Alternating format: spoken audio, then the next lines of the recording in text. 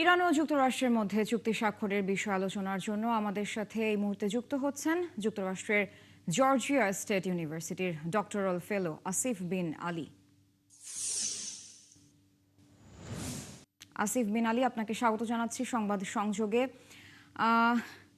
Iran যুক্তরাষ্ট্রের শান্তি চুক্তির বিষয়টি অবশ্যই গোটা বিশ্বের জন্য একটি ভালো খবর, শান্তির খবর, কিন্তু একটি আশঙ্কার জায়গা তো আসলে থেকেই যায়, কারণ আমরা এর আগেও দেখেছি দফায় দফায় চুক্তি স্বাক্ষর হতে, এবং একটি আশঙ্কা তো থেকেই যায় যে এটি বদলে যাওয়ার কোনো বিষয় এখনো আছে কিনা। তো আপনার কি মতামত সেই জায়গাটাতে, এবং যে পরিস্থিতি দেখছেন আপনার বিশ্লেষণটা জানতে চাই।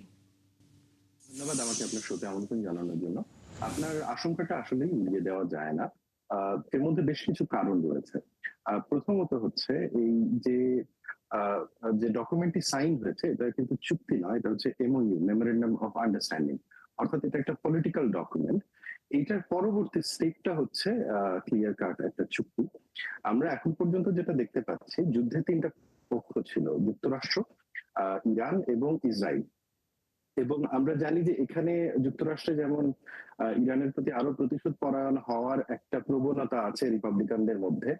ইরানেও একদল কিন্তু চরম কট্টরপন্থী রয়েছে যারা আসলে এই চুক্তির প্রতি খুব একটা সমর্থন দেয় না।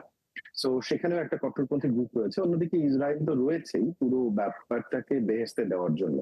সো সেই দিক থেকে চুক্তি মানে এই মেমোরেন্ডাম অফ আন্ডারস্ট্যান্ডিংটা চুক্তিতে কনভার্ট না করার অনেকগুলো পক্ষই কাজ করবে। আবার এটাও ঠিক যে যুদ্ধ এমন একটা পরিস্থিতিতে এসে দাঁড়িয়েছে যখন এটা যুক্তরাষ্ট্রের জন্য এই যুদ্ধ থেকে বের হওয়াটা খুব জরুরি। এবং এই কারণেই কিন্তু চুক্তিতে কিছু কিছু ক্ষেত্রে ইরানকে খানিকটা বেশি ছাড় দিয়ে হলেও যুক্তরাষ্ট্র এইটাতে অংশগ্রহণ করছে। অন্যদিকে ইসরায়েল, আপনি জানেন ইতোমধ্যে, যেটা আপনাদের রিপোর্টেও বলা হচ্ছিল, ইসরায়েল কিন্তু এখন পর্যন্ত এই চুক্তির সাথে সহমত নয়। বিশেষ করে তারা এখনো লেবাননে তাদের বম্বিং অব্যাহত রেখেছে এবং মার্কিন প্রেসিডেন্ট কিন্তু ইসরায়েলের এই আচরণের কড়া সমালোচনা করেছে। সো পুরো সামারিটা এরকম হবে যে চুক্তি যেটা হয়েছে এটা আশাব্যঞ্জক, মানে যে এমওইউটা সাইন হয়েছে এটা আশাব্যঞ্জক, যেটা কূটনীতিতে ফেরত আসার একটা সুযোগ তৈরি করেছে।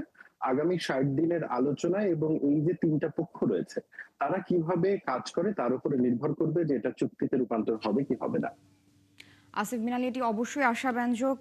আরেকটি যে বিষয় জানতে চাই, এই যে সমঝোতা স্মারকে সই হলো, মূল যে চুক্তি পরে হবে, এর মধ্যে আসলে পার্থক্যটা কি? এবং আপনিও যেমনটি বলছিলেন যে এবারে চুক্তিতে তো বলা হচ্ছে যে কোনো পরিবর্তন বা শর্ত আসলে ভঙ্গ করা যাবে না।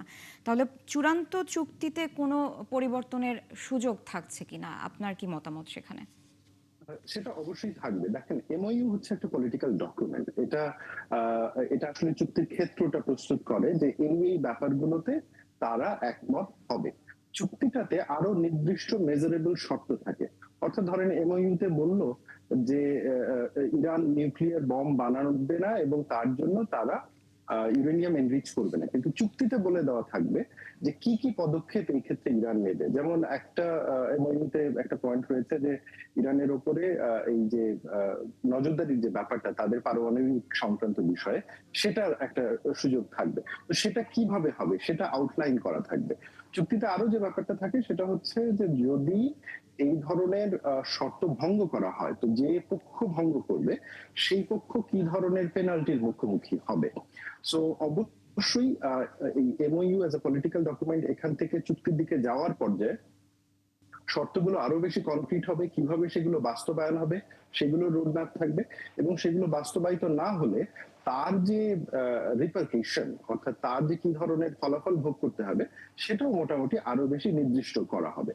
আমার মনে হয় যে আগামী ৬০ দিনের মধ্যে এই রাজনৈতিক আলোচনাটা আরো কনক্রিট পর্যায়ে যাবে যদি ওই যে বললাম যে ৩ টা এলিমেন্টই ঠিক থাকে এবং জি। আমরা একটা কনক্রিট শান্তি চুক্তির জায়গা দেখতে জি, পাবো। সেটি আমাদের সবার প্রত্যাশা। আপনাকে অসংখ্য ধন্যবাদ আমাদের সময় দেওয়ার জন্য। দর্শক, আমাদের সাথে যুক্ত ছিলেন আসিফ বিন আলী। ইরান ও যুক্তরাষ্ট্রের মধ্যে চুক্তি স্বাক্ষরের বিষয় আলোচনার জন্য তিনি আমাদের সাথে যুক্ত হয়েছিলেন। তিনি যুক্তরাষ্ট্রের জর্জিয়া স্টেট ইউনিভার্সিটির ডক্টরাল ফেলো।